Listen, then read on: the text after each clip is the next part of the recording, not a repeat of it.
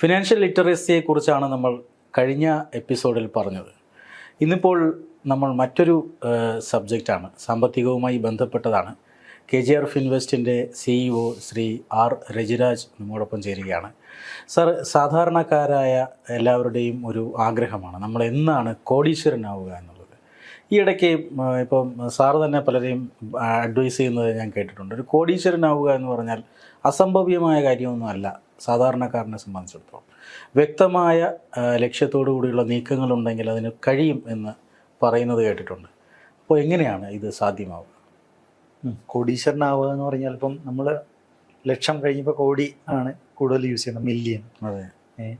അപ്പം നമുക്കും ശരിക്കും മില്യനർ അല്ലെങ്കിൽ ബില്യനറൊക്കെ ആവാനായിട്ട് ആഗ്രഹം ആദ്യം വേണം. പക്ഷെ അതിനകത്ത് സീരിയസ് ആയിട്ട് നമ്മൾ കഥ കേൾക്കുമ്പോൾ കേട്ടിട്ട് കാര്യമില്ല, അതിനുവേണ്ടി എന്തെങ്കിലും നമ്മൾ ചെയ്യണം.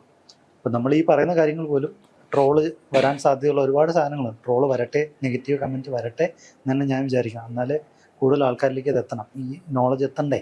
പല ആൾക്കാരും ഇപ്പം പല മണി ചെയിൻ പരിപാടികളിലും ചെന്ന് വിടുന്നുണ്ട്.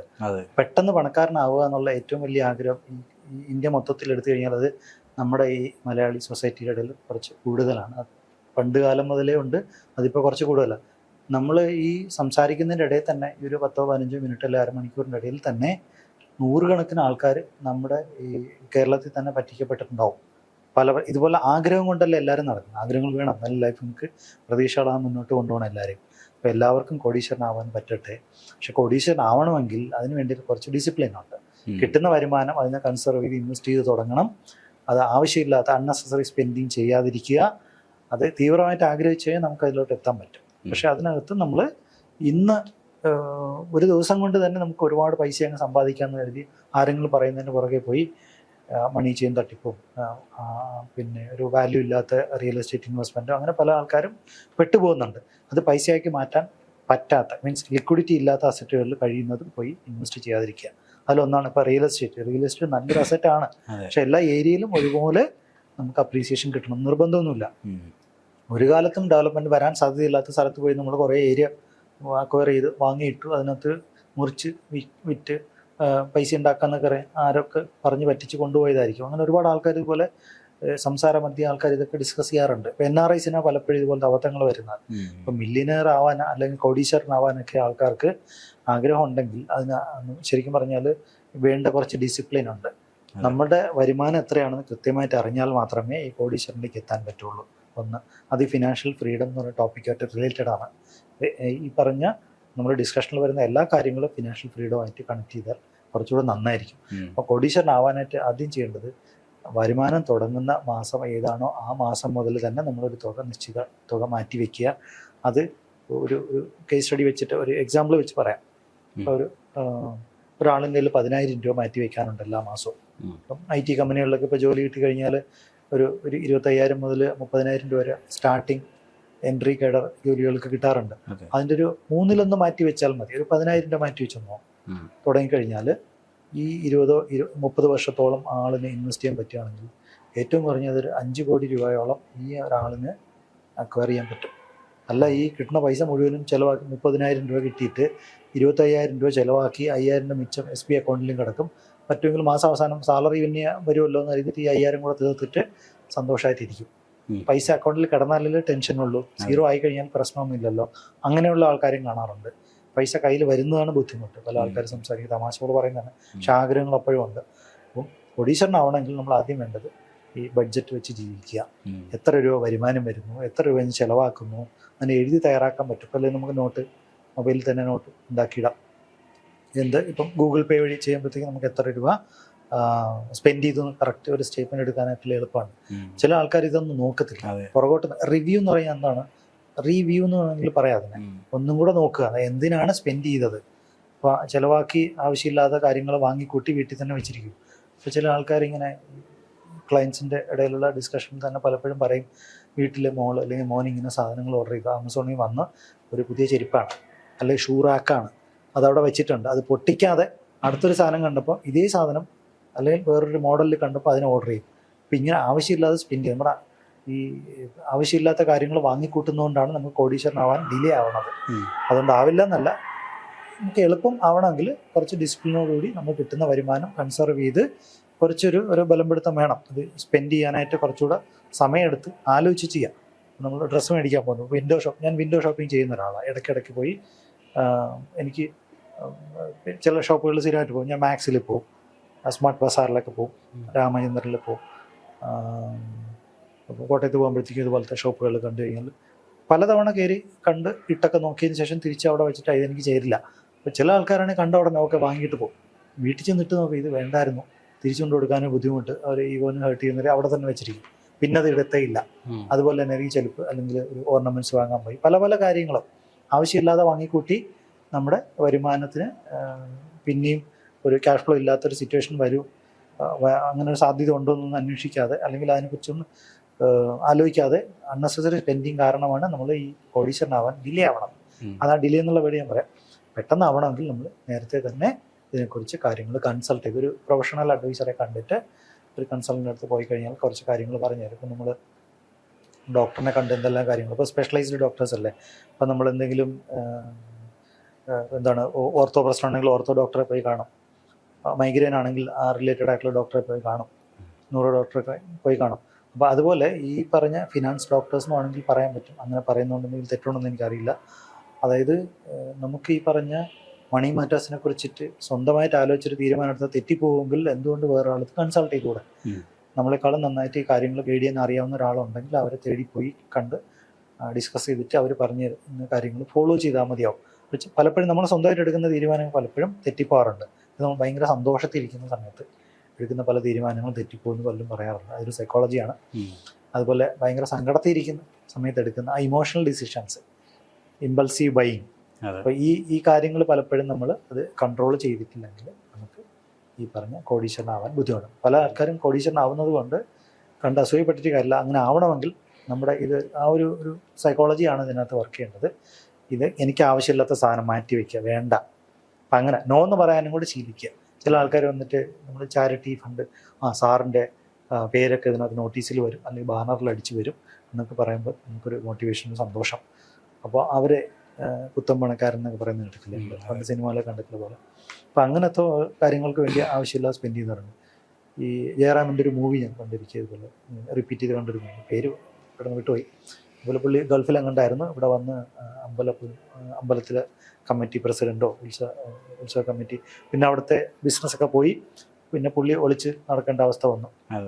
മകൾ സൂയിസൈഡ് എന്ന സിറ്റുവേഷനിൽ വരെ എത്തുന്നൊരു ഇത് വന്നു. അപ്പോൾ ഇതാണ് മലയാളിയുടെ, ശരിക്കും പറഞ്ഞാൽ മലയാളിയുടെ ഒരു ജീവിതത്തിനെ കുറിച്ചിട്ടാണ് അങ്ങനത്തെ ഒരുപാട് മൂവീസ് ഉണ്ട് പറയാനായിട്ടുണ്ട്. അപ്പോൾ ഇത് നേരത്തെ നമുക്ക് തോന്നാത്ത എന്താ ദാസാന്ന് ചോദിച്ചു കഴിഞ്ഞാൽ ഇത് പണ്ടേ ഇവിടെ ഉണ്ട്, പക്ഷെ നമ്മളൊരിക്കലും ഇതിന് ഇങ്ങനെ ഈ ആവശ്യമുള്ള കാര്യങ്ങളൊന്നും നമ്മൾ കേൾക്കാൻ റെഡിയാവില്ല, ഇങ്ങനെ സ്കിപ്പ് ചെയ്ത് പോകും. ഇത് അൺനെസസറി ആയിട്ടുള്ള കാര്യങ്ങൾ അല്ലെങ്കിൽ റോങ് ആയിട്ടുള്ള നെഗറ്റീവായിട്ടുള്ള കാര്യങ്ങൾ പുറകെ റീൽസ് തോണ്ടി നമ്മളിരിക്കും. അത് നമ്മൾ ആരുടെ റീൽസാണ് തോണ്ടുന്നത് അവന് കാശ് കിട്ടും, ബാക്കിയുള്ളവർ ഇത് ഈ സമയം വെറുതെ പൊക്കോണ്ടിരിക്കും. എന്നിട്ട് ആഗ്രഹം മാത്രമേ ലോട്ടറി എടുത്തുകൊണ്ടേയിരിക്കും.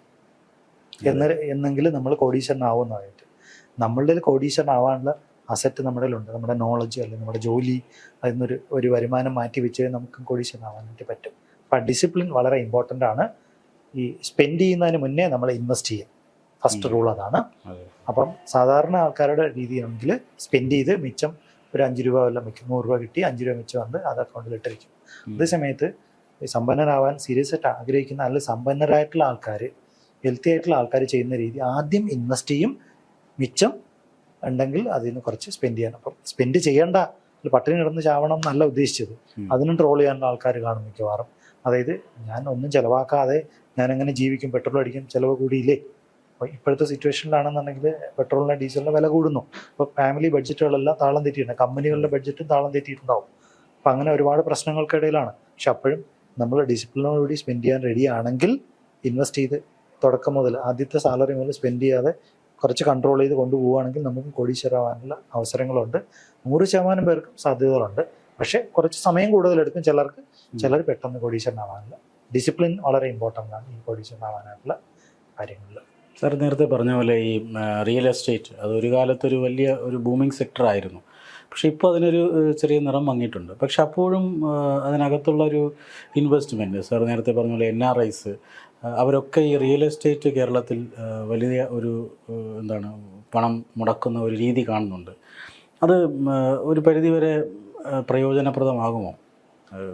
റിയൽ എസ്റ്റേറ്റിനെ മോശമായിട്ട് കാണുന്നില്ല. റിയൽ എസ്റ്റേറ്റ് നല്ലതാണ്. ഏറ്റവും കൂടുതൽ അസറ്റ് ആൾക്കാർക്ക് ക്രിയേറ്റ് ചെയ്ത് കൊടുത്തിട്ടുള്ള, അല്ലെങ്കിൽ പെട്ടെന്ന് പണക്കാരനാവാൻ സാധ്യതയുള്ളൊരു അസറ്റിൽ ഒന്നാണ്. പക്ഷേ എല്ലാവർക്കും അത് പറ്റണം നിർബന്ധമല്ല. മാത്രം കാരണം എന്ന് പറഞ്ഞാൽ ഏറ്റവും ചെറിയ എമൗണ്ട് എന്ന് വെച്ചാൽ ഇപ്പോൾ 1000 രൂപ വെച്ചിട്ട് റിയൽ എസ്റ്റേറ്റ് ഇൻവെസ്റ്റ് ചെയ്യാൻ പറ്റില്ല. 10,000 രൂപ വെച്ചിട്ട് റിയൽ എസ്റ്റേറ്റ് ഇൻവെസ്റ്റ് ചെയ്യാൻ പറ്റില്ല. അതൊരു മിനിമം എമൗണ്ട് എന്ന് പറയുമ്പോൾ ലക്ഷങ്ങളാണ്, അല്ലെങ്കിൽ കോടികളായിരിക്കും. പെട്ടെന്ന് അതിനകത്ത് നമുക്ക് വേറൊരാളിന് കൊടുത്ത് പൈസയാക്കി മാറ്റാൻ പറ്റുന്ന ഒരു അസറ്റും അല്ല. റിയൽ എസ്റ്റേറ്റ് എന്ന് പറഞ്ഞാൽ ലിക്വിഡിറ്റി വളരെ കുറവാണ്. നമ്മൾ ആഗ്രഹിക്കുന്ന സമയത്ത് നമ്മുടെ തന്നെ സ്ഥലം വിൽക്കാൻ പറ്റില്ല. വീടുണ്ടെങ്കിലോ സ്ഥലം ഉണ്ടെങ്കിലോ, അല്ലെങ്കിൽ റോഡ് ഫ്രണ്ടേജ് ആണ്, ഹൈവേ ഫ്രണ്ടേജ്, എന്തൊക്കെ പറഞ്ഞാലും ആൾക്കാർ വാങ്ങാൻ ഒരാൾ വരണ്ടേ. അതേ സമയത്ത് നമ്മൾ ഈ പറഞ്ഞ FD, RD അല്ലെങ്കിൽ ഈവൻ ചിട്ടി ആണെങ്കിൽ പോലും കുഴപ്പമില്ല, ക്യാഷ് ഫ്ലോ ഉണ്ട്, നമുക്ക് അതിൽ നിന്ന് വേണമെങ്കിൽ പൈസയാക്കി മാറ്റാം. ഈവൻ ഓഹരികളിലോ മ്യൂച്വൽ ഫണ്ടിലാണെങ്കിലും നമുക്ക് വിഡ്രോ ചെയ്യാൻ പറ്റും.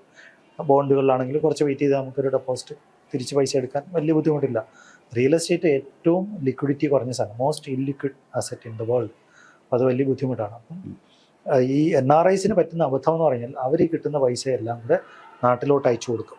അവർ വിദേശത്ത് നിൽക്കുമ്പം നാട്ടിൽ നിൽക്കുന്ന ആൾക്കാരുടെ അടുത്ത് ഒരു ഇമോഷണൽ അറ്റാക്ക് കുറച്ച് കൂടുതലായിരിക്കും. നാട്ടിൽ നിൽക്കുമ്പോഴത്തേക്ക് അത് അത്ര ഉണ്ടാവണം നിർബന്ധമില്ല. മാറി നിൽക്കുമ്പോൾ അവരെ കാണാതിരിക്കുമ്പോഴത്തേക്ക് കുറച്ചൊരു ഇമോഷൻസ് കുറച്ച് ഇത് കൂടുതലായിരിക്കും. അതുകൊണ്ട് അവർക്ക് വേണ്ടി അവരെന്ത് പറഞ്ഞാലും അയച്ചു കൊടുക്കും. ആ പൈസ എല്ലാം കൂടെ ദൂർത്തടിച്ച് തീർത്തിട്ട് ഈ പാവത്തിൻ്റെ ജോലി നഷ്ടപ്പെട്ട് നാട്ടിൽ വരുമ്പോൾ ഒന്നും കാണത്തില്ല. പിന്നെ ഇവിടുന്ന് പട്ടിയെ പോലെ പണിയെടുക്കുന്ന ഒരവസ്ഥയാണ് പല NRIസിനും ഉള്ളത്. നമ്മുടെ ഒരുപാട് കസ്റ്റമേഴ്സിന് സംസാരിക്കുമ്പോൾ പലരും ഇത് പറഞ്ഞു കേൾക്കാറുണ്ട്. പല ആൾക്കാരും ജീവിതത്തിൽ അവിടെ നിന്ന് ഒരു ജീവിതകാലത്ത് ഉണ്ടാക്കിയ സമ്പാദ്യമെല്ലാം നാട്ടിലോട്ട് പൈസ ആയിട്ട് അയച്ചു കൊടുത്തിട്ട് മക്കളോ അല്ലെങ്കിൽ ഫാമിലിയിലുള്ളവരൊക്കെ ദൂർത്തടിച്ച് തീർത്തിട്ട് ഇവർ നാട്ടിൽ വരുമ്പോൾ അവർക്ക് പിന്നെയും ജോലി ചെയ്യേണ്ട ഒരു അവസ്ഥയിലെത്തിയിട്ടുണ്ട്. റിയൽ എസ്റ്റേറ്റിലേക്ക് തിരിച്ചു വന്നാൽ നമ്മൾ റിയൽ എസ്റ്റേറ്റ് ശരിക്കും ഫ്ലാറ്റായിട്ടാണ് പല ആൾക്കാരും വാങ്ങാറുള്ളത്. ലോഞ്ചിങ് ഓഫറിൽ വാങ്ങും. അപ്പം ലോഞ്ചിങ് ഓഫറിൽ 50 ലക്ഷം രൂപയ്ക്ക് കിട്ടും. 2 BHK അപ്പാർട്ട്മെൻറ്റ് 50 ലക്ഷം രൂപയ്ക്ക് തരാം. ഇപ്പം നിങ്ങൾക്ക് ഹാൻഡ് ഓവർ ചെയ്യുന്ന സമയത്ത് ഇത് 75 ലക്ഷം അല്ലെങ്കിൽ 90 ലക്ഷം കിട്ടും എന്നുള്ള മോഹന വാഗ്ദാനങ്ങൾ കൊടുത്തിട്ടായിരിക്കും പലപ്പോഴും ഇത് അവർ സെല്ല് ചെയ്യണത്. റിയൽ എസ്റ്റേറ്റ് ബിൽഡേഴ്സ് പലപ്പോഴും NRIസിൻ്റെ സ്ഥലത്ത് പോയിട്ട് അവിടെ പ്രൊമോഷൻസ് ചെയ്തിട്ടായിരിക്കും സൈൻ ചെയ്ത് ഡോക്യുമെൻറ്റ്സ് ഒക്കെ ആക്കി ഇവരുടെ പേരിൽ പേയ്മെൻ്റ് എല്ലാം സ്റ്റാർട്ട് ചെയ്യണത്. ഇവർ നാട്ടിൽ വരുമ്പോൾ ശരിക്കും പറഞ്ഞാൽ ഇത് എവിടെയാണെന്ന് പലപ്പോഴും അറിയാത്ത 5ഉം 6ഉം ഫ്ലാറ്റുകളുള്ള ആൾക്കാരുണ്ട്. ഇവനൊന്ന് വിറ്റും പൈസയാക്കി മാറ്റാൻ പറ്റില്ല. അൺഫർണിഷ്ഡ് ആയിരിക്കും മിക്കവാറുള്ള ഫ്ലാറ്റുകൾ. അപ്പം ഈ പറഞ്ഞ ഈ ഫ്ലാറ്റുകൾ വാങ്ങിയിട്ടിട്ട് അത് ഇൻവെസ്റ്റ്മെൻ്റായിട്ട് കാണുന്നതാണ് ഒരു പ്രശ്നം. സ്വന്തം ആവശ്യത്തിന് താമസിക്കാനാണെങ്കിൽ കുഴപ്പമില്ല, ഒരു ഫ്ലാറ്റ് ആവാം, അല്ലെങ്കിൽ 1ഓ 2ഓ ആവാം. അപ്പം അൺനെസസറി ആയിട്ട് ഇങ്ങനെ ഇൻവെസ്റ്റ്മെൻ്റ് എന്ന രീതിയിൽ കാണുമ്പോഴത്തേക്കാണ് പ്രശ്നം വരുന്നത്. വിറ്റ് മാറാൻ വലിയ ബുദ്ധിമുട്ടുള്ളൊരു അസറ്റാണ് റിയൽ എസ്റ്റേറ്റ്. അതിൽ ഫ്ലാറ്റ് കുറച്ചും കൂടെ ബുദ്ധിമുട്ടാണ്. ഇൻഡിപെൻഡൻറ്റ് വീടാണെങ്കിൽ പിന്നെ കുറച്ചുകൂടെയൊക്കെ എളുപ്പമാണെന്ന് കരുതാം. പിന്നെ ഇതിൻ്റെ ഈ പറഞ്ഞ നമ്മളിത് വാടക വരുമാനം കിട്ടുന്നില്ല, ഒരു ക്യാഷ് ഫ്ലോ ഇല്ല, പൈസ കൊടുത്തത് മാത്രമല്ല നമ്മുടെ പേരിലൊരു അസറ്റ് ഉണ്ട്. പലരും അവരുടെ പേരിൽ രജിസ്റ്റർ പോലും ചെയ്യാതെ ഒരു അലോട്ടി സ്റ്റാറ്റസിൽ മാത്രം ഫ്ലാറ്റ്, എൻ്റെ പേരിൽ ഫ്ലാറ്റ് ഉണ്ട് ഒരു സ്ഥലത്ത് എന്നുള്ള ധാരണയിൽ പൊയ്ക്കൊണ്ടിരിക്കുക. അപ്പം ഇവർ ചിലപ്പോൾ ഇവരുടെ കാലശേഷം ചില ഫാമിലിയോട് പറഞ്ഞിട്ടുണ്ടാവില്ല, ഫാമിലി പോലും അറിയില്ല എവിടെയും ഒരു ഫ്ലാറ്റ് ഉണ്ട്. അപ്പം ഈ പറഞ്ഞ ആദ്യം കൊടുത്തൊരു അഡ്രസ്സ് ചിലപ്പം വിദേശത്തെ അഡ്രസ്സായിരിക്കും കൊടുത്തിരിക്കുന്നത്. നാട്ടിലെ അഡ്രസ്സിലുള്ള ഇതിൽ കറസ്പോണ്ടൻസ് ഒന്നും പോകത്തൊന്നുമില്ല. അവിടെ അങ്ങനെ ആർക്കും ഇല്ലാതെ കിടക്കും. അങ്ങനെ ഒരുപാട് ആൾക്കാർ അൺനെസസറി ആയിട്ട് ഇൻവെസ്റ്റ് ചെയ്യുന്നു എന്നുള്ള ധാരണയിൽ വാങ്ങുന്നുണ്ട്. റിയൽ എസ്റ്റേറ്റിൽ ഒരുപാട് ആൾക്കാർക്ക് കാശുണ്ടാക്കാനുള്ള ഒരു ഓപ്പർച്യൂണിറ്റി കിട്ടിയിട്ടുണ്ട്. പണ്ട് ഒട്ടും വിലയിലായിരുന്ന പല സ്ഥലങ്ങളും, ഇപ്പോൾ ടെക്നോ പാർക്കിൻ്റെ കാര്യം പറഞ്ഞു, അല്ലെങ്കിൽ ഈ ഹൈവേ സൈഡ് ബൈപ്പാസ് ഒക്കെ വരുന്ന സ്ഥലങ്ങളിലൊക്കെ ഒരുപാട് പ്രോപ്പർട്ടി പണ്ടുണ്ടായിരുന്ന ആൾക്കാരെല്ലാം ഒരുപാട് പെട്ടെന്ന് കാശുണ്ടാക്കി. അതായത് ഗവൺമെൻറ് ഏറ്റെടുക്കുമ്പം ഒരു മോഹവില പോലെ കിട്ടി, അതുകൊണ്ട് ഭയങ്കരമായിട്ട് കാശുകാരനായി. പിന്നെയും പോയി റിയൽ എസ്റ്റേറ്റിലോ അല്ലെങ്കിൽ ഫ്ലാറ്റിലോ ഇൻവെസ്റ്റ് ചെയ്യുന്ന ആരെയും കാണില്ല. ബുദ്ധിപരമായിട്ട് ഇൻവെസ്റ്റ് ചെയ്യുന്ന ആൾക്കാരും ഉണ്ടായിട്ടുണ്ട്. ഹൈവേ സൈഡിൽ കട വെച്ച് അല്ലെങ്കിൽ ഷോപ്പിംഗ് മോൾ തുടങ്ങി അങ്ങനെ ഷോട്ടവരുണ്ട്. അപ്പോൾ വയസ്സായിട്ടുള്ളൊരു ഒരു ഗൈഡൻസ് എടുക്കുക എന്നുള്ള എപ്പോഴും ആവശ്യം. നമ്മൾ സ്വന്തമായിട്ട് തീരുമാനിക്കാൻ പറ്റണമെന്ന് പ്രോപ്പറായിട്ടുള്ള ഡിസിഷൻ ആവണം നിർബന്ധമില്ല. റിയൽ എസ്റ്റേറ്റിൽ ഇൻവെസ്റ്റ് ചെയ്യണം എല്ലാവരും. പക്ഷേ വീടോ വസ്തുവൊക്കെ വാങ്ങണമെങ്കിൽ യങ്സ്റ്റേഴ്സിനോട് പറയാനുള്ളൊരു ഗൈഡൻസ് ആണ്, അപ്പോൾ നമുക്കൊരു സ്റ്റേബിൾ ഇൻകം ഉണ്ടെന്ന് ഉറപ്പിച്ചതിന് ശേഷം മാത്രമേ റിയൽ എസ്റ്റേറ്റിൽ പോയി ഒരു വീട് വാങ്ങി അതിൻ്റെ EMI സ്റ്റാർട്ട് ചെയ്യാവുള്ളൂ. EMI സ്റ്റാർട്ട് ചെയ്താൽ പോലും 40% മുകളിലോട്ട് നമ്മുടെ മൊത്ത വരുമാനത്തിൽ നിന്ന് EMIക്ക് വേണ്ടി മാറ്റി വയ്ക്കരുത്. റിയൽ എസ്റ്റേറ്റിൽ ഇങ്ങനെ റിപ്പീറ്റഡ് ആയിട്ട് അൺനെസസറി ആയിട്ട് നമ്മൾ വാങ്ങി കൂട്ടാതെ, ഒരു സ്ഥലം വാങ്ങി പിന്നെ ഒരു സ്ഥലം വാങ്ങി, ഇപ്പോൾ വേറെ ആളെ 10 സെൻറ്റ് കൊടുക്കാനുണ്ട്, അത്യാവശ്യമാണ്, മോളുടെ കല്യാണമാണ്, പൈസ കൊടുത്ത് സഹായിക്കണം, അപ്പോൾ ഓക്കെ പല ഗഡുക്കളായിട്ട് കൊടുത്ത് തീർത്തു. അപ്പോൾ ഇത് വിറ്റ് മാറാൻ വലിയ ബുദ്ധിമുട്ടായിരിക്കും. അപ്പോൾ റിയൽ എസ്റ്റേറ്റ് വിൽക്കാൻ പറ്റാത്ത കാരണം ആ ഒരു സെഗ്മെൻറ്റ് കുറച്ച് ഇഷ്യൂസ് ഫേസ് ചെയ്യുന്നതെന്ന് വേണമെങ്കിൽ പറയാം. ഗവൺമെൻറ് റെഗുലേഷൻസിനനുസരിച്ചോ അല്ലെങ്കിൽ സ്റ്റാമ്പ് ഡ്യൂട്ടി റിലേറ്റഡ് ആയിട്ടുള്ള കാര്യങ്ങൾ കൊണ്ടും ഒക്കെ റിയൽ എസ്റ്റേറ്റിൽ ഒരു പഴയ ചാമ ഇപ്പം നിലവിലില്ല. സ്റ്റിൽ റിയൽ എസ്റ്റേറ്റിൽ ഓപ്പർച്യൂണിറ്റീസ് ഉണ്ട്, പക്ഷേ എല്ലാ ഏരിയസിലും അതുണ്ടാവണമെന്ന് നിർബന്ധമില്ല. ഈ കേരളത്തിൻ്റെ ഒരു സേവിങ്സ് പാറ്റേൺ അത് നോക്കിക്കഴിഞ്ഞാൽ ഈ ബാങ്കും സഹകരണ ബാങ്കും ഒക്കെ കഴിഞ്ഞു കഴിഞ്ഞാൽ ഒരു ട്രെൻഡ് ചിട്ടിയാണ്. കാരണം ലോക്കലി നടത്തുന്ന ചിട്ടികളുണ്ട്, ധാരാളം ചിട്ടി കമ്പനികളുണ്ട്, പൊളിഞ്ഞു പോകുന്നവയും നിലനിന്ന് പോകുന്നവയും ഉണ്ട്, സർക്കാരിന് പോലും ചിട്ടി കമ്പനിയുണ്ട്. അപ്പോൾ ഇത് എത്രത്തോളമായിരിക്കും ആളുകളെ ഗ്രോ ചെയ്യാൻ, ഈ സാമ്പത്തികമായി വളരാൻ സഹായിക്കുന്നത്? ചിട്ടി എന്ന് പറയുമ്പോൾ നമുക്ക് ഡിസിപ്ലിൻ ഉണ്ടാക്കാനുള്ളൊരു ടൂളായിട്ട് വേണമെങ്കിൽ എടുക്കാം. നമ്മൾ ഈ RD ചെയ്യുന്നു പോസ്റ്റ് ഓഫീസിലോ ബാങ്കിലോ, അല്ലെങ്കിൽ മ്യൂച്വൽ ഫണ്ടിൽ SIP ചെയ്യുന്നു, അതുപോലെ ഒരു റെഗുലറായിട്ട് നമ്മൾ പൈസ കൃത്യമായിട്ട് ഇപ്പോൾ ഫോഴ്സ്ഡ് ഇൻവെസ്റ്റ്മെൻറ്റ് എന്ന് വേണമെങ്കിൽ പറയാം. നമുക്ക് നിർബന്ധമായിട്ട് നമ്മൾ പൈസ അടച്ചേ പറ്റൂ. നമ്മൾ ചിട്ടി പിടിച്ചു, ചിട്ടി വട്ടം എത്തുന്നതിന് മുമ്പ് നമ്മൾ പിടിച്ച് നമ്മളൊരു ആവശ്യത്തിന് വേണ്ടിയിട്ട് എടുത്തു. അപ്പോൾ അങ്ങനെ എമർജൻസിക്ക് വേണമെങ്കിൽ ഇതുപോലെ ചിട്ടി ഇപ്പം ഡിസ്കൗണ്ട് ചെയ്തിട്ടൊക്കെ വാങ്ങുന്ന കേട്ടിട്ടുണ്ട്. അതിൻ്റെ തിയറി ഒന്നും എനിക്കറിയില്ല. പക്ഷെ എന്നാലും ചിട്ടി എന്ന് പറയുന്നത് ഒരു ലോങ് ടൈം ഇൻവെസ്റ്റ്മെൻ്റ് ആയിട്ട് കാണാൻ പറ്റില്ല. ഇൻവെസ്റ്റ്മെൻറ്റ് കാറ്റഗറിയിൽ ചിട്ടി ഒരിക്കലും പെടുത്തിയിട്ടില്ല. അത് RD പോലും ഉണ്ടെന്ന് വേണമെങ്കിൽ പറയാം. അത് ഷോർട്ട് ടൈമിലേക്ക് വേണ്ടിയിട്ടുള്ള ഒരു ഇൻവെസ്റ്റ്മെൻ്റ് ആണ്. ഒരു മീഡിയം ടൈം എന്ന് പറയുമ്പോൾ 6 monthsന് താഴെ, ഒരു 1 yearന് താഴേക്കുള്ള പീരീഡിലേക്ക് എടുക്കാം.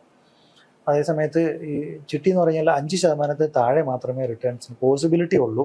നമ്മൾ പലപ്പോഴും കണ്ടിട്ടുള്ള ഒരു ഡാറ്റ വെച്ച് നോക്കുമ്പോൾ ചിട്ടി ഒരിക്കലും ഒരു ലോങ് ടൈം ഇൻവെസ്റ്റ്മെൻറ്റ് ടൂളായിട്ട് കാണാൻ പാടില്ല. ഷോർട്ട് ടൈമിലുള്ള കണ്ടിൻജൻസിക്ക് വേണ്ടിയിട്ട് നമുക്കൊരു വട്ടച്ചിട്ടി, ഇപ്പോൾ തൊട്ടപ്പുറത്തെ ആൾ നടത്തുന്ന ഒരു ചിട്ടി, ഒരു 6 മാസം കൊണ്ട് ഇത്ര രൂപ ആക്കാം, ഇത്ര രൂപ തരാം, നിങ്ങൾക്ക് വേണമെങ്കിൽ നേരത്തെ തരാം. അപ്പോൾ ഇങ്ങനെയുള്ള കമ്മിറ്റ്മെൻറ്റിൻ്റെ ഭാഗമായിട്ട് ചില ആൾക്കാർ ചിട്ടിയൊക്കെ ചേരും. അപ്പം അതുപോലെ ഓർഗനൈസ്ഡ് ചിട്ടികളും ഉണ്ടാവാം. അപ്പോൾ അതൊക്കെ ശരിക്കും പറഞ്ഞാൽ ഇപ്പോൾ ഏതാണ് ഇപ്പോൾ നിർത്തി പോകുന്നതിന് പിടിയില്ല, നമുക്ക് പറയാനും പറ്റില്ല. ഒരു ഗ്യാരണ്ടി ഒന്നിനും പറയാൻ പറ്റില്ല. അപ്പം ഗവൺമെൻറ് തന്നെ റൺ ചെയ്യുന്ന ചിട്ടികളിൽ എന്തെങ്കിലും പ്രോബ്ലം ഉണ്ടോയെന്ന് വെച്ചാൽ നമുക്ക് അതിനെക്കുറിച്ച് തിയറിറ്റിക്കലി പറയേണ്ട ഒരു ഇതില്ല, നമുക്ക് അങ്ങനത്തെ ഒരു നോളജ് നമ്മുടെ കയ്യിലില്ല. എന്തായാലും ചിട്ടി ലോങ് ടൈം ഇൻവെസ്റ്റ്മെൻ്റ് ആയിട്ട് ഒരിക്കലും ഒരു ഇൻവെസ്റ്റ്മെൻറ്റ് ഗൈഡ് ചെയ്യുന്ന ആൾക്കാർ വെൽത്ത് അഡ്വൈസേഴ്സ് ഒരിക്കലും സജസ്റ്റ് ചെയ്യില്ല. കാര്യം അത്യാവശ്യം ഒരു കുറച്ച് ലംസം എമൗണ്ട് കളക്ട് ചെയ്യാനുള്ളൊരു അവസരം, നമ്മൾ കൊടുത്ത പൈസ തിരിച്ച് കിട്ടും എന്നല്ലാതെ വേറെ പ്രത്യേകിച്ച് ഒരു കാര്യമൊന്നും ഇല്ല. ഇപ്പം നമ്മൾ 10,000 രൂപ വെച്ചിട്ട് മാസം തോറും ഒരാളിന് കൊടുത്തു. തൊട്ടപ്പുറത്തെ ചേട്ടനാണ് ചിട്ടി നടത്തുന്നത്. ഒരു വർഷം കഴിയുമ്പോൾ 1,20,000 കൊടുത്തു. അപ്പോൾ പുള്ളിക്ക് ഒരു എക്സ്ട്രാ ഒരു 10,000 രൂപ കൊടുക്കണം. അതായത് 13 മാസം അടച്ചാൽ 12 മാസം തിരിച്ച് കിട്ടും പൈസ. നമ്മുടെ നോക്കുകൂലിയാണ് ഈ കൊടുത്ത 13ാമത്തെ മാസത്തെ തവണ. അപ്പം നമ്മുടെ പൈസ നോക്കാൻ വേറൊരാളെ ഏൽപ്പിച്ച് അതേ പൈസ അതിനേക്കാളും കുറഞ്ഞ പൈസയാണ് തിരിച്ച് കിട്ടിയത്.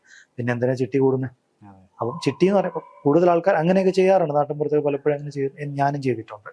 അപ്പോൾ ഇത് ശരിക്കും ഇതുപോലെ ഫോഴ്സ്ഡ് രീതിയിൽ വരുന്നുണ്ട്. അപ്പം ഫ്രണ്ട്സ് എല്ലാം കൂടി ചേർന്ന് അല്ലെങ്കിൽ ഒരു ക്ലബിൻ്റെ ആയിട്ട് ബന്ധപ്പെട്ട് അവർക്കൊരു ചാരിറ്റി ഫണ്ട് കളക്ട് ചെയ്യാൻ വേണ്ടി ഒരു ചിട്ടി നമുക്ക് തുടങ്ങാം. അതിൽ നിന്ന് ഒരു വിഹിതം മാറ്റി വെച്ചും ചാരിറ്റിക്ക് ഇങ്ങനത്തെ രീതിയിലൊക്കെ വരും.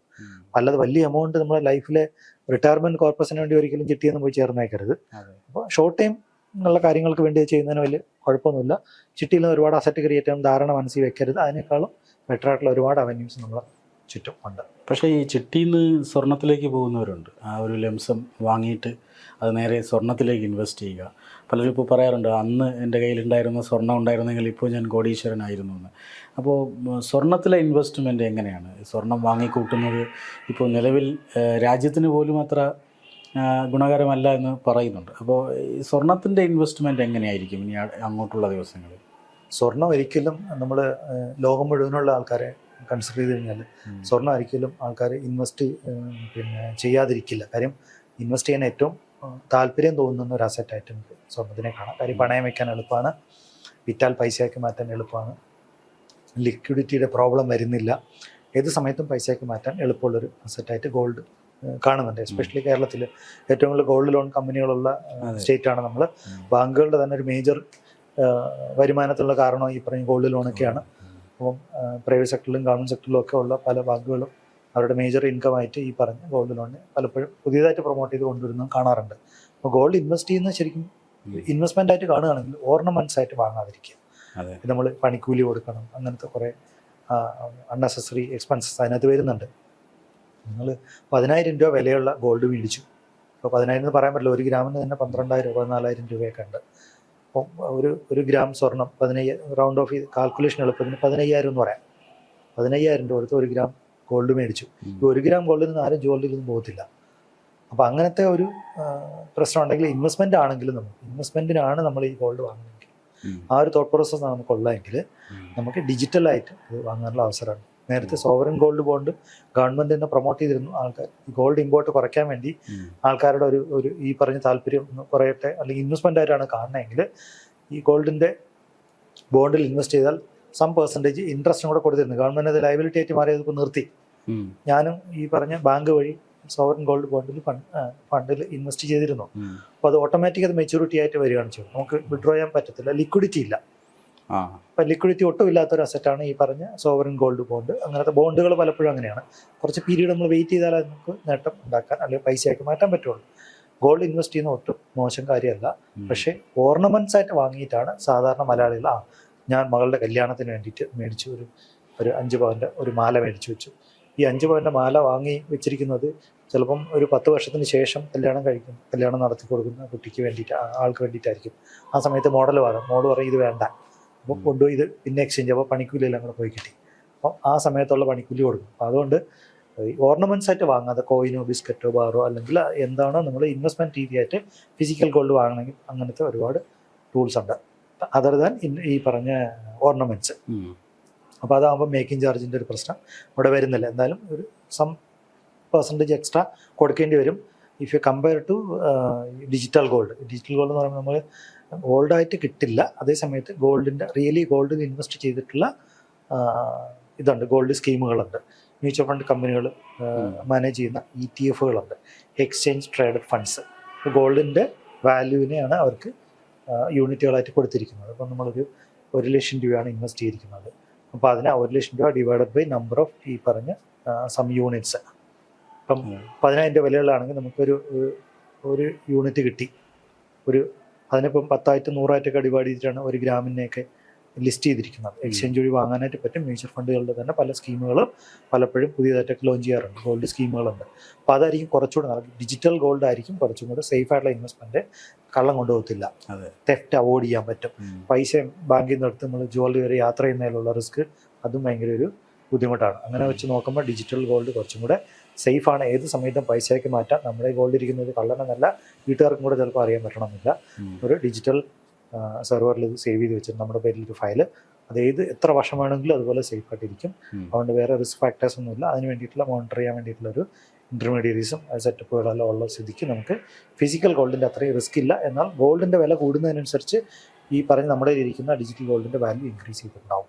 ഡിജിറ്റൽ ഗോൾഡ് മാത്രമല്ല ഡിജിറ്റൽ സിൽവറിലും ഇൻവെസ്റ്റ് ചെയ്യാനായിട്ട് പറ്റും. ഇത് എല്ലാം ഉണ്ട്. ഓൺലൈനായിട്ട് തന്നെ മാനേജ് ചെയ്യാൻ പറ്റും. ഓൺലൈനായിട്ട് നമുക്കത് വ്യൂ ചെയ്യാനായിട്ട് നമുക്ക് ട്രാൻസാക്ട് ചെയ്യാൻ പറ്റും. അതിന് പ്രോപ്പറായിട്ടുള്ള ഗൈഡൻസ് എടുത്തിട്ട് വേണം ഇതെല്ലാം ചെയ്യാൻ. ഏത് സമയത്ത് ഗോൾഡ് ഇൻവെസ്റ്റ് ചെയ്യാൻ ചോദിച്ചു കഴിഞ്ഞാൽ ഗോൾഡ് ഏത് സമയത്തും കൂടാനുള്ള സാധ്യതകളുണ്ട്. ലോകത്തുള്ള ഒരു അൺസർട്ടൺ സിറ്റുവേഷൻ വരുമ്പോൾ ആദ്യം കൂടുന്ന കമ്മോഡിറ്റി ഗോൾഡിൻ്റെ പ്രൈസാണ്. ഇപ്പോൾ റീസെൻ്റ് ആയിട്ട് നമ്മൾ സിൽവറിലും ഈ പറഞ്ഞ ആൾക്കാരുടെ ഒരു താല്പര്യം വന്നു തുടങ്ങിയിട്ടുണ്ട്.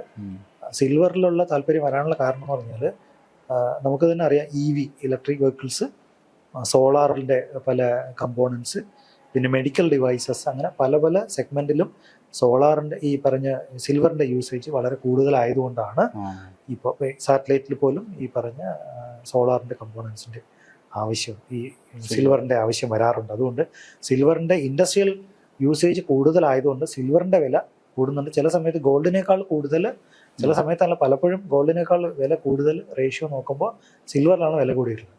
ഗോൾഡ് 5% വില കൂടുമ്പോൾ ഒരു മാസം 10%-ലധികം സിൽവർ വില കൂടിയ പല അവസരങ്ങളും ഉണ്ടായിരുന്നു. അതിപ്പോഴും ഉണ്ടായിട്ടുണ്ട്. സിൽവറിൽ ഇൻവെസ്റ്റ് ചെയ്യുന്നത് ഡിജിറ്റലി ഇൻവെസ്റ്റ് ചെയ്യാനുള്ള ഒരു അവസരമുണ്ട്. ഇപ്പോൾ ഞാൻ പണ്ട് എൻ്റെ ഒരു ക്ലയൻറ്റിനോട് ഒരു 10 വർഷം മുന്നുള്ള കാര്യം പറഞ്ഞാൽ, ഒരു BSSലുള്ള ഒരു ക്ലയൻറ്റാണ്, സയൻറ്റിസ്റ്റാണ്. സാറിനോട് ഇങ്ങനെ സംസാരിക്കുമ്പോൾ സാർ സിൽവർ നല്ലതാണെന്നൊക്കെ പറഞ്ഞിങ്ങനെ ഡിസ്കസ് ചെയ്യും. കൊള്ളാമല്ലോ. ഞാൻ ഒരു ദിവസം ഒരു ജുവലറി ചെന്നപ്പം ആളവിടെ നിൽപ്പുണ്ട്. എന്ത് പറ്റി ഇവിടെ നിൽക്കുന്നത്? അത് ഞാൻ സിൽവർ കുറച്ച് വാങ്ങി വെക്കാമെന്ന് വിചാരിച്ചു. സിൽവർ നല്ലതാണല്ലോ. നല്ലതാണ്. പുള്ളി ഫിസിക്കലി സിൽവർ വാങ്ങി ബാങ്ക് ലോക്കറിൽ കൊണ്ട് വെക്കാനുള്ള പരിപാടിയാണ്. വാങ്ങിക്കൊണ്ടുപോയി. 10 വർഷം മുന്നെയാണ്. ചില ആൾക്കാർ സീരിയസ് ആയിട്ട് തന്നെ നമ്മളൊരു ചെറിയ കമൻറ്റ് പറഞ്ഞപ്പോൾ തന്നെ സീരിയസ് ആയിട്ട് അപ്പോൾ തന്നെ അത് മനസ്സിലാക്കിയെടുത്ത് അനലൈസ് ചെയ്ത് അതിലൊരു ഡിസിഷൻ എടുക്കും. പലപ്പോഴും നമ്മൾ എന്തെങ്കിലുമൊക്കെ പറയുമ്പോൾ അല്ലെങ്കിൽ ഈ സീരിയസ് ആയിട്ടുള്ള കാര്യങ്ങൾ കേട്ടാലും അവരിങ്ങനെ ഞാൻ ഒന്നുകൂടെ ആലോചിക്കുമ്പോഴത്തേക്ക് എൻ്റെ വില കയറിയും പോകും. മലയാളിയുടെ എപ്പോഴും ഉള്ളൊരു ശീലം ഇതാണ്, ഞാൻ ഒന്നുകൂടെ ആലോചിച്ച് ചെയ്യുന്ന വല്ല കറക്ക് കമ്പനിയിൽ പോയി പെട്ട് ഈ ക്രിപ്റ്റോ കറൻസി എന്ന് പറഞ്ഞിട്ട് അങ്ങനെ ഒരു ബ്ലോക്ക് ചെയിൻ പോലും ഇല്ലാത്ത കറൻസിയിൽ പോയി ഇൻവെസ്റ്റ് ചെയ്ത് പൈസ പോയിട്ടുള്ള ഒരുപാട് മലയാളികൾ ഇപ്പോഴും ഉണ്ട്. എനിക്ക് ശരിക്കും പറയാം, എൻ്റെ ഏറ്റവും അടുത്തൊരു ബന്ധുവിന് പോലും ഈ അടുത്ത കാലത്ത് റിട്ടയർ ചെയ്ത പൈസയിൽ നിന്ന് ഒരു മേജർ പോർഷൻ പുള്ളി കൊണ്ട് 50 ലക്ഷം രൂപയ്ക്ക് മുകളിൽ പുള്ളി ഇതുപോലെ പലപ്പോഴായിട്ട്, അത് വേറെ ഏതോ രാജ്യത്ത്, പഴയ നമ്മുടെ USSRന്റെ ഭാഗമായിട്ടുള്ള ഒരു കൺട്രി, പേരൊന്നും പറയുന്നില്ല, അതിലിരുന്ന് മലയാളത്തിൽ ആരോ ഒരു ലേഡി സംസാരിച്ചു, അത് കേട്ട് കൺവിൻസിങ് ആയിട്ട് തോന്നിയതുകൊണ്ട് പൈസ കൊടുത്തു. മറ്റേ എന്തോ കറൻസി ട്രേഡിങ് ഫോറക്സ് എന്നൊക്കെ പറഞ്ഞിട്ട് കൊടുത്തതാണ്. ഇപ്പോൾ ആളെ വിളിച്ചിട്ടും കിട്ടുന്നില്ല. ഈ ആളിപ്പോൾ എന്നെ കാണാൻ വരാറുമില്ല. അതാണ് ഇപ്പോഴത്തെ അവസ്ഥ. എനിക്ക് തന്നെ ഭയങ്കര സങ്കടം തോന്നാറുണ്ട്. പുള്ളിക്കാരന് ഇത്രയും എഡ്യൂക്കേഷൻ ഉണ്ടായിട്ടും ഒരു ഗവൺമെൻറ് സെക്ടറിൽ വർക്ക് ചെയ്തിരുന്നിട്ട് പോലും ഇത്രയും നോളജ് ഉണ്ടായിട്ടൊന്നും കാര്യമൊന്നുമില്ല. എഡ്യൂക്കേഷൻ കൂടിയതുകൊണ്ട് ഇതുപോലെ ഫിനാൻഷ്യൽ ലിറ്ററസി നിർബന്ധമൊന്നുമില്ല. കേരളത്തിൽ ഇല്ലാത്തൊരു സാധനമാണ് ഫിനാൻഷ്യൽ ലിറ്ററസി. അത് സ്കൂളിൽ നിന്ന് തുടങ്ങേണ്ടതാണ്. എപ്പോൾ മുതലാണ് ഈ പറയുന്ന പോലെ ഒരു ലക്ഷ്യം, കോടീശ്വരനാവുക എന്നൊരു ലക്ഷ്യം ഉണ്ടെങ്കിൽ എപ്പോൾ മുതലാണ് ഈ സമ്പാദ്യശീലം ആരംഭിക്കേണ്ടത്?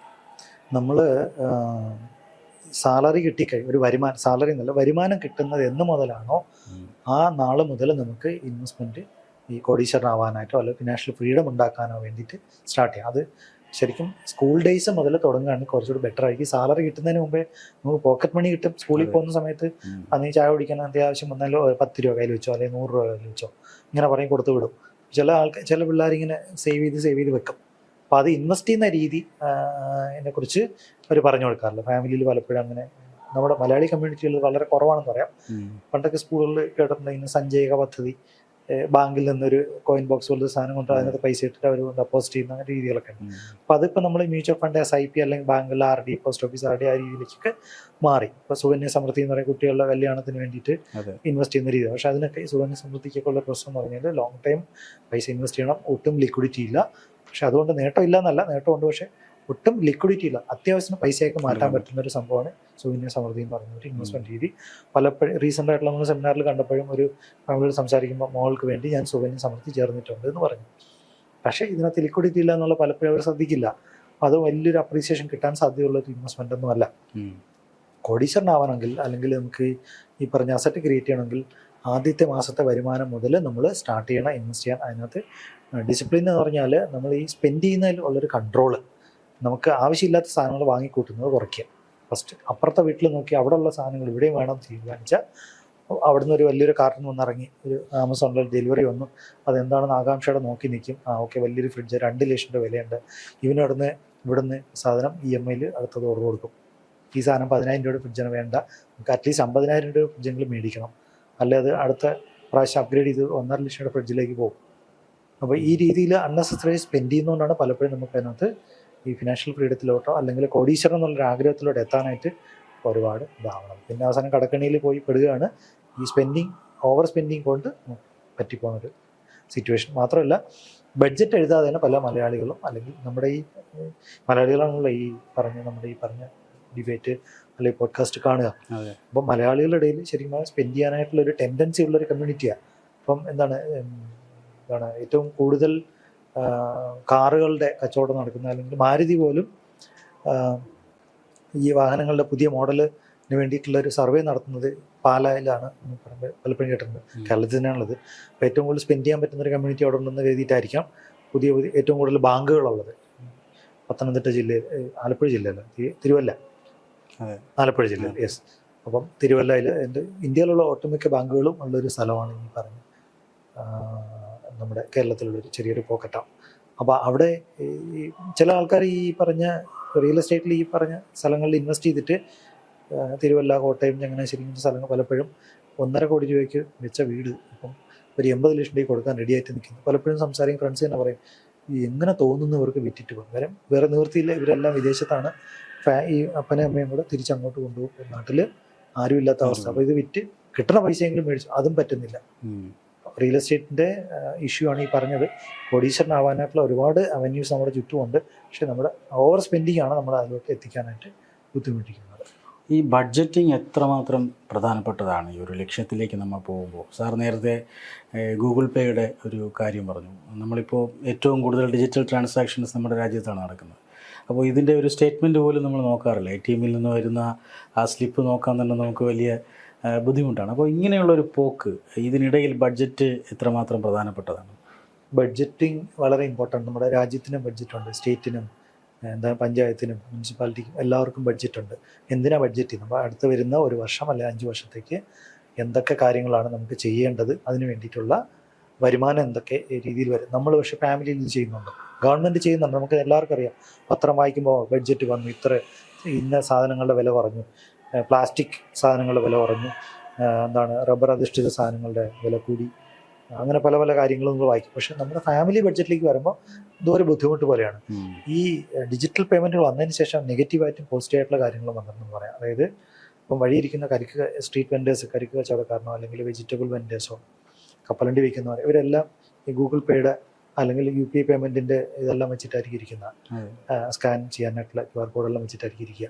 അപ്പം പലപ്പോഴും ഈ പറഞ്ഞ പേയ്മെൻറ്റ് ചെയ്യാൻ വളരെ ഈസിയാണ്.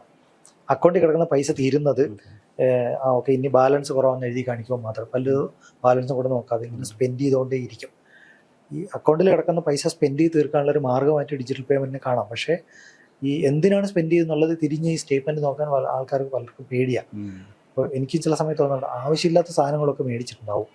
അപ്പോൾ ഇടയ്ക്കിരുന്നിങ്ങനെ നോക്കി ഇത് വേണ്ടായിരുന്നു, അടുത്ത മാസം എന്തായാലും ഇല്ല, ഇങ്ങനെയൊക്കെ ചിന്തിക്കും. അടുത്ത പ്രാവശ്യം അത് കാണുമ്പോൾ ഒരു ടെൻഡൻസി അത് മേടിച്ചേക്കാം. അപ്പോൾ ആ ഒരു ഇതെല്ലാം ആഗ്രഹത്തിൻ്റെ പിന്നാലെ പോകുന്നുണ്ട്. അപ്പോൾ എല്ലാ ആഗ്രഹവും നമ്മൾ എപ്പോഴും ഈ വരുമാനം കുറഞ്ഞ സമയത്ത് നമ്മൾ അതിനനുസരിച്ചുള്ള ആഗ്രഹങ്ങൾ കട്ട് ഷോട്ട് ചെയ്യുക. ഇപ്പോൾ ഇൻ്റർനാഷണൽ ടൂറിന് പറ്റും ഡൊമസ്റ്റിക് ടൂർ പോവുക. നമുക്ക് കേരളത്തിനകത്തുള്ള ഒരുപാട് സ്ഥലങ്ങൾ കാണാനായിട്ട് നമ്മൾ സ്പെൻഡ് ചെയ്ത് തീർത്ത് കഴിഞ്ഞാൽ നമുക്ക് പിന്നെ തിരിച്ച് ഈ പറഞ്ഞ പൈസ തിരിച്ച് കിട്ടില്ല. അപ്പോൾ സ്പെൻഡ് ചെയ്ത് പോയി തിരിച്ചെങ്ങനെ പൈസ നമ്മുടെ കയ്യിൽ വരും? അതുകൊണ്ട് വളരെ ഇമ്പോർട്ടൻ്റ് ആണ് ഈ പറഞ്ഞ സ്പെൻഡിങ് രീതി മാറ്റിയാൽ തന്നെ നമുക്ക് ഈ പറഞ്ഞ കാര്യങ്ങളിലേക്ക് ഈസി ആയിട്ട് എത്താനും പറ്റും. ഫാമിലികളിൽ തന്നെ ബഡ്ജറ്റിൻ്റെ കാര്യങ്ങൾ ഗ്രൂപ്പായിട്ടൊന്ന് ഡിസ്കസ് ചെയ്യും. അച്ഛനമ്മ കുട്ടികൾ ഉൾപ്പെടെ കേട്ടുകൊണ്ടിരിക്കുമ്പോൾ തന്നെ ബഡ്ജറ്റിൻ്റെ കാര്യങ്ങൾ പറയാം. നിങ്ങളുടെ ഡ്രസ്സ് മേടിക്കാൻ വേണ്ടിയിട്ട് ഇത്ര രൂപയാണ് ഈ മാസം നമുക്ക് മാറ്റി വയ്ക്കണം. ഓണമാണ് അല്ലെങ്കിൽ വിഷുവാണ് അല്ലെങ്കിൽ പെരുന്നാളാണ്, ഈ സമയത്ത് നമുക്ക് കുറച്ച് സ്പെൻഡ് ചെയ്യാം. ഓക്കെ, നമ്മൾ കുറച്ച് റിസർവ് ഉണ്ട്, സർപ്ലസ് ഇരിപ്പുണ്ട്, സ്പെൻഡ് ചെയ്യാൻ നിങ്ങൾക്ക് എല്ലാവർക്കും പുതിയ സാധനങ്ങൾ വാങ്ങുന്നുണ്ട്, ഡ്രസ്സ് വാങ്ങുന്നുണ്ട്, അല്ലെങ്കിൽ നിങ്ങൾക്ക് പുതിയൊരു സൈക്കിൾ മേടിച്ച് തരുന്നുണ്ട്, നല്ലൊരു കുട്ടിക്കൊരു മാല മേടിച്ചു കൊടുത്തു. അപ്പോൾ ഇതിനൊക്കെ ശരിക്കും പറഞ്ഞാൽ സർപ്ലസ് ഉണ്ടെങ്കിലല്ലേ പറ്റത്തുള്ളൂ. ബഡ്ജറ്റ് വെക്കുന്നവർക്ക് ഇതെല്ലാം സ്മാർട്ടായിട്ട് ചെയ്യാം. ഒരു പ്രഷർ ഇല്ലാതെ ലൈഫ് ഫുൾഫിൽ ചെയ്യാനായിട്ട് നമുക്ക് ബഡ്ജറ്റ് ചെയ്താൽ പറ്റും. അതിന് എഴുതി തയ്യാറാക്കി വയ്ക്കുക. ഗൂഗിൾ പേ ആയാലും കുഴപ്പമില്ല, ഏത് മോഡായാലും പ്രശ്നമില്ല. പക്ഷേ ഈ ട്രാൻസാക്ഷൻ സ്റ്റേറ്റ്മെൻറ്റ് നിർബന്ധമായിട്ടും മന്ത്ലി വൺസ് എങ്കിലും വായിച്ച് നോക്കുക. വരുമാനം അറിയാതെ ചിലവാക്കുന്നു, അതുകൊണ്ടാണ് കടത്തിലോട്ട് പോകുന്നത്. അതിൽ നിന്ന് റിക്കവറി വരാൻ വേറെ ആരും സഹായിക്കുന്നു നോക്കി നിൽക്കേണ്ട. അപ്പോൾ അതാണ് നമ്മുടെ സാമ്പത്തിക ലക്ഷ്യത്തിലേക്ക് പോകാനുള്ള വഴികളാണ് നമ്മൾ ഈ ചർച്ച ചെയ്തത്. തീർത്തും അച്ചടക്കത്തോടു കൂടിയുള്ള ഒരു നീക്കം അത് നമ്മുടെ സാമ്പത്തിക അഭിവൃദ്ധിയിലേക്ക് നയിക്കും എന്നാണ് നമുക്കിതിൽ നിന്നെല്ലാം ബോധ്യമാവുന്നത്. എന്തായാലും വളരെയധികം നന്ദി സർ സംസാരിച്ചത്. Thank you. നമസ്കാരം.